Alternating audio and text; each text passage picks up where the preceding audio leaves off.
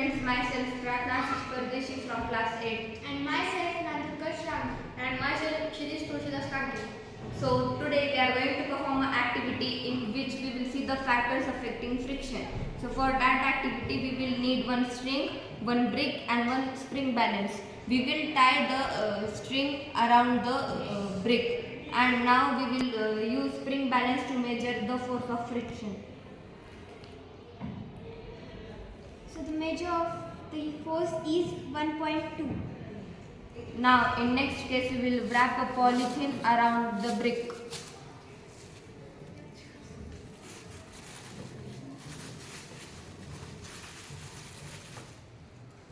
And we will again measure the force of friction. So the force of friction is 1.8 Newton. Now in next case we will keep the brick on the jute cloth. Now we will again measure the force.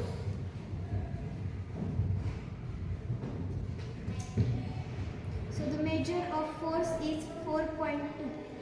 So from this activity the conclusion is that when the surface on which the object is kept is changed, the force of friction is also changed. Thank you.